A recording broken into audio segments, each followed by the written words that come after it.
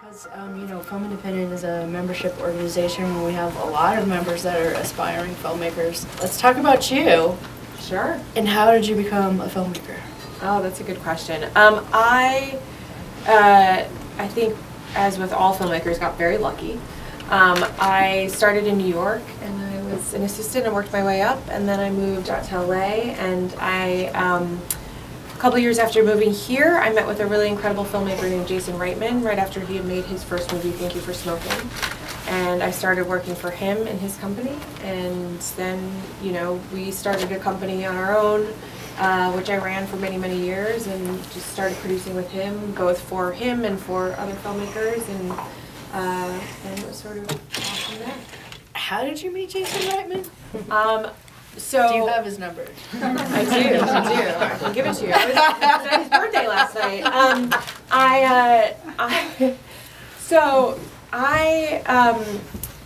When I was in college, a really good friend of mine we were out, you know, as you are with various college kids, and we were out one night at a very long dinner, and I, maybe after a couple glasses of wine, went on a bit of a monologue about movies and about how much I loved movies and the kind of movies I loved and the kind of movies I wanted to make when I grew up and all of this stuff. Cut to about 5 years after that, one of the people who was at that dinner was Jason Reitman's assistant at the time. So when they were looking for someone, he called me and he was like, hey, you don't know this guy yet, but he makes the kind of movies that you talk about wanting to make all the time, and I think you should go meet with him. So I think the lesson from that is just being overly talkative about the kind of movies you want to make until you find your people. But, yeah. So my next question, I didn't plan to ask, this is just based off Thank You for Smoking. So I went to Chapman, I went to film school at Chapman, and when I was there, they had people come in from Thank You for Smoking. I don't remember if Jason was a part of the group, but did the financiers for that used to own like PayPal? Were they like tech people? I think our friend Elon Musk has an EP credit. Oh, okay. I had nothing to do with that film. I don't know anything about it.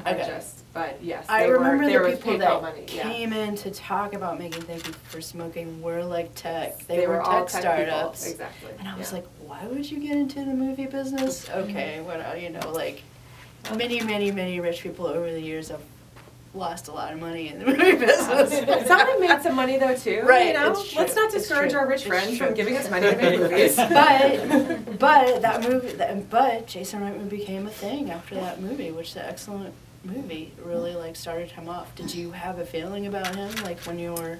I think at the time I really responded to the confidence in filmmaking that he had, and looking back on it now, you think a lot about, you know, I've had the pleasure of working with a number of first-time filmmakers since then, and it's scary. It's really hard to make your first movie, and to have something that has that control of tone in that way is, I think, a sign of someone who's really gifted. And I think you know, it was clear from the beginning with him, as I think it is with a lot of people when you're lucky enough to be like, oh, this person just has a vision and knows what they're doing, you know. Okay, so Cat Person. This was a viral story in the New Yorker. It was. By Kristen Rapinion. Mm-hmm. How did you end up producing the movie adaptation of this? One of the most popular stories of was it 2018? 2017, I think the story was. I should actually know that off the top of my head, but I don't. Again, luck. So after being an independent producer for many years, I was called by my friend Agnes Chu, who was just starting to build out film and TV for Condé Nast, for all the Condé Nast magazines, which is The New Yorker, Vogue, Vanity Fair, GQ, Wired, Glamour, many others. And she called me in and she said, you know, we want to build this thing and make it really aligned with the magazines, and really build out, which is basically production companies for each of these magazines, and will you come and help me do this? And I jumped at it because of her and because I love these magazines. And so when I got there, they were actually already in process on this film. So I had known Susanna Fogel, the director, for many years, and been wanting to do something with her. I knew Jeremy Steckler, one of the other producers, very well. And so I got very lucky in that they had they had done all the heavy lifting. It was the script was done, the cast was set, and I really just sort of showed up and got to be on set, which was very fun because, as you can imagine, this is a very fun group of people to work with. And just sort of see it through from basically prep through production. But it was, as I say, the heavy lifting was already done, so it was a lot of luck on my part. We did a live read of Triangle of Sadness in which Nicholas was in. That must have been a fun night. He's amazing. Yes. So, I mean, there were a lot of amazing people in that cast, but he was fantastic. Io Debris played off of him as his girlfriend in it. It was fantastic. Perfect. But so yeah, Nicholas. I'm blanking on his last. Nicholas Bronze, Robert, Emilia Jones, who was great. Yeah, she's really special. The movie where her whole family's death. Yes, Coda. exactly. And Geraldine, who's Yes. I've seen in a lot of things now, and she's fantastic. She plays the best friend, Taylor. So were all these people set as a cast then by the time that you got on? Did you have any input on that? I'm pretty sure Amelia and Nick were already on. I think we were talking about Geraldine and talking about some of the other roles, Hope Davis and everyone like that. But it's really hard to remember now because it was so, we were in New Jersey together for several months, but I'm pretty sure Nick and Amelia were already there. So let's talk about this script and actual story. So this story went viral, and there was a lot of argument about it between men and women. There was a lot of debate about whose fault it was about particular things that happened. It's a he said, she said, it's a his fault, her fault type of situation. So I just want to ask, how many of you felt like she was more at fault for what happened in this? Okay. How many of you thought he was more at fault for what happened? Okay, a lot more. How many of you thought they were both equally at fault for what happened in this? So, yeah, a fair number of people. It feels like, that you keep switching. That it's one of those films where, I kept switching in my mind, he's the jerk. He's the problem here. It's not her. It's him. It's him. It's him. And then something else happens, and you're like, oh, I was wrong about him. Totally misinterpreted, everything just like her. He's not. But then at the end he said, oh, well, I did follow you to your dorm after I first saw you at the movie theater, and she's, shocked by that. But then we see that he does have cats, and she thinks that he didn't have cats. And then he saves her in a fire. You know what I mean? It's so in this, I think, did you want people to feel a certain way, like it was definitely his fault, definitely her fault, or did you want the questions to be there about, did you want to leave people with, was it more important to leave people with asking themselves, why did this suck so bad? Where did it go wrong? I think the key is what you just said. It's misinterpretation, right? Yeah. And I think it's everybody's fault and nobody's fault. And I think that's sort of what we're looking into. And sort of also, one of the things that I love about this film is also just the weird twisted logic that anyone can get from just not having all the information, right? We're never going to have all the information, so we make do with what we have. And even her mother being just make things easy for them. It's going to be better. It's that's not wrong. It's deeply messed up and really upsetting, but you understand why she thinks that, right? And I think that's the thing is our goal as filmmakers here was just you understand why everyone did what they did on some level, and that's what makes it so upsetting, And I think that as you said, it's about misinterpretation, right? He says, some things that indicate he's deeply insecure. When he's telling them the whole story about when she was away and they were texting and he was thought that she was with an ex-boyfriend or something when she sent the... And she was. Yeah, that's true. So, you know, that's but, true. Who's asexual now. So. Right, exactly. And so when I rewatched that, I thought, you know, during that whole segment of the movie with the sex and the pillow talk, and after she's sort of looking down on him because her whole viewpoint of him has changed. But in a different situation, everything that he says might have made somebody happy. Somebody might have been like, so glad you were so authentic with me just now about your feelings, but she was not the one to appreciate it. And if you were Harrison Ford, she would be thrilled that he followed her to her door. You know what I mean? It's like that's the problem. It's so fun, and you know, we were just talking about how I'm Gen X. All those movies that he loves, I also love, and I also think that Star Wars scene was way romantic. But now when you look at it through a different lens, you know, she's a younger generation than he is. It's not so sexy to her and her friends.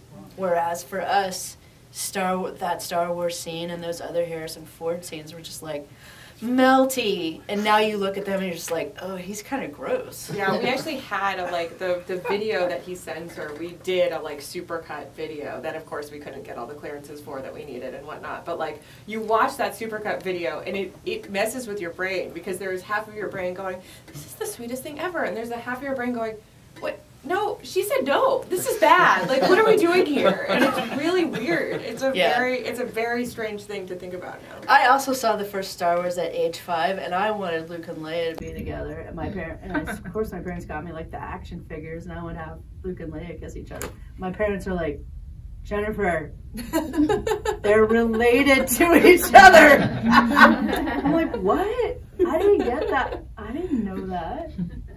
Because I was 5. Yeah. But yeah, it's just like, that's what I loved about this film, is just like, it depends so much on your perspective, and I loved that it was, you know, that it kept changing it up. But I do want to talk about this ending. The ending worried me. I felt like the ending was saying that she was going to say yes to the wrong type of person again. I think that's very concerning. But also, she's 20. Sometimes you Yeah. have to go out with the wrong kind of person a few times before you're like, oh, dang, that's the wrong kind of guy. Yeah, I mean, I didn't get married to my late 30s, so I don't know what you're talking about. So what do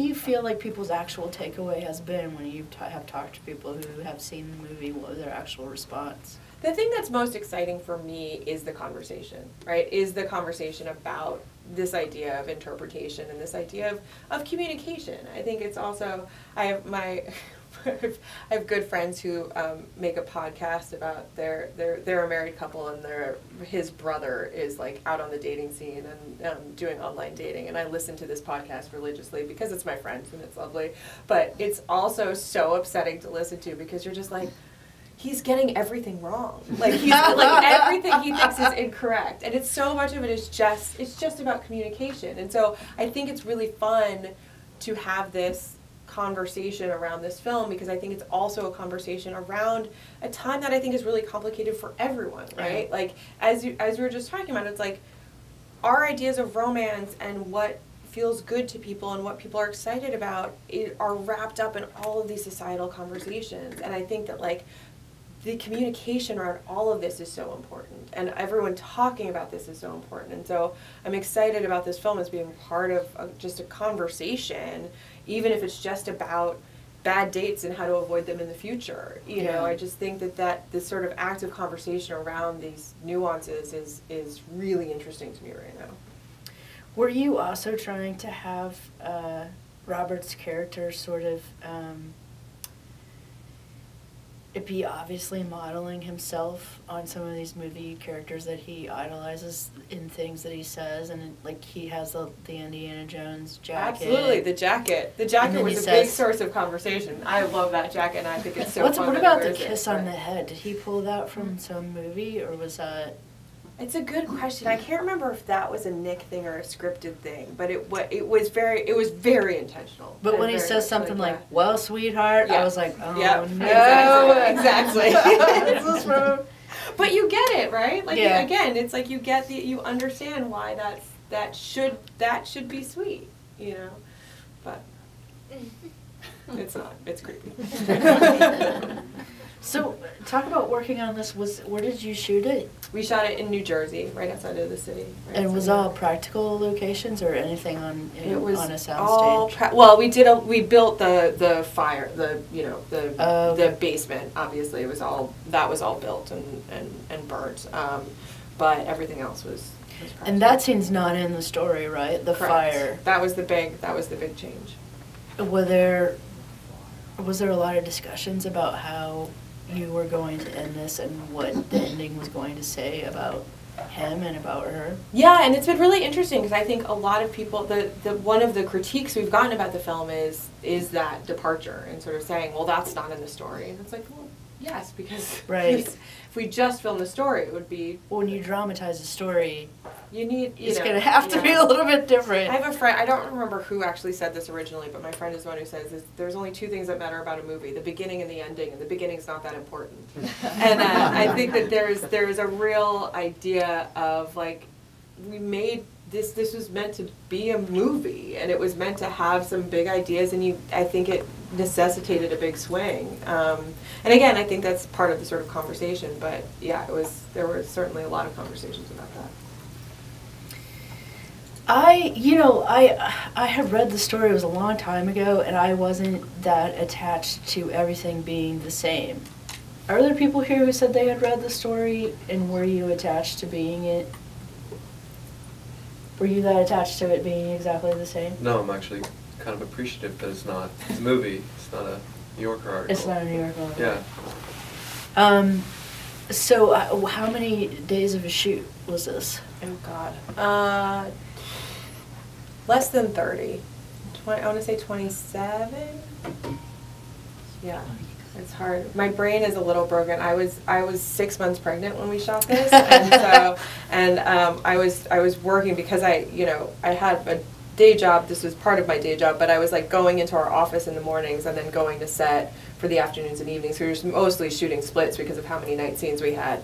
So I was, and it was just and I was staying in Brooklyn, so with the commute, I was not sleeping much. So my memories of the shoot are a little hazy, but yeah.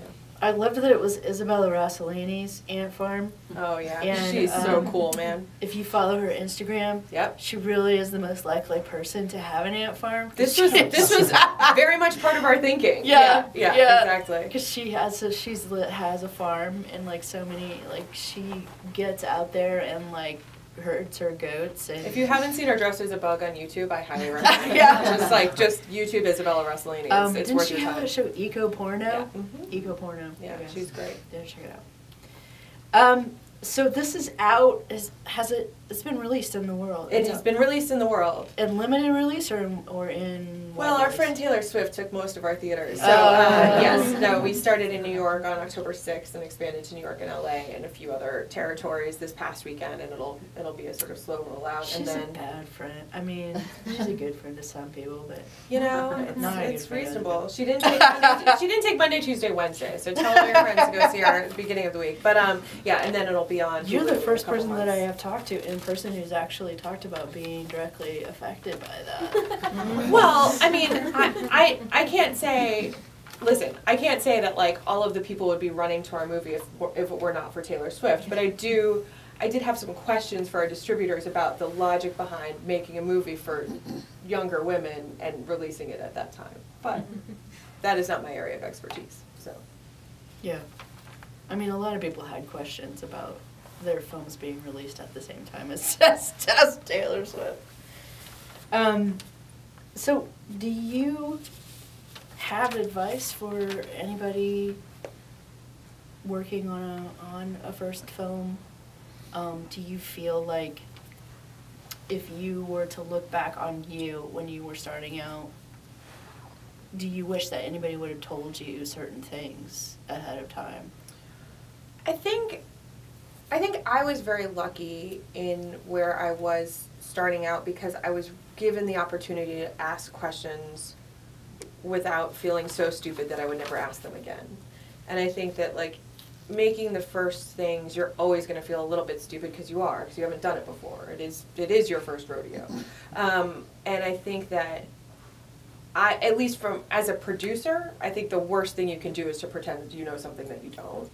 And I think, I've been doing this for almost 20 years now, and there's still plenty of things I don't know. And being able to ask questions is so important in the beginning, but throughout, I think, and learning from the things that you've done and can do. Now, you produce and exec produce. Do you have a preference? Do you like to flip-flop between? I mean, I tend to just exec produce when there's some reason that I can't be fully hands-on. So yeah, I would always rather produce it when I can. But and you do TV projects as well, right? Yes. Do you have a preference for working in which sphere? TV, film? No, I don't. You just like getting a paycheck?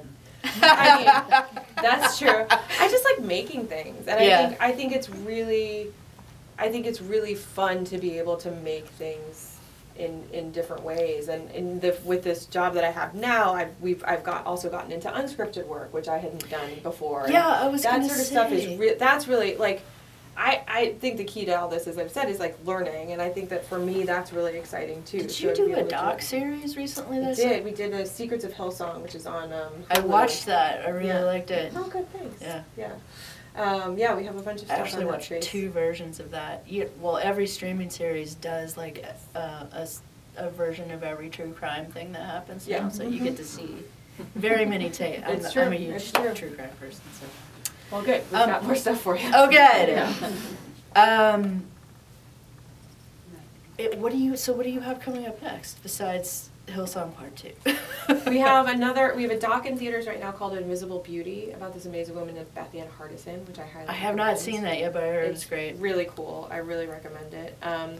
We have a feature doc by Kevin McDonald about the controversial designer John Galliano, which we just premiered at Telluride a few weeks ago.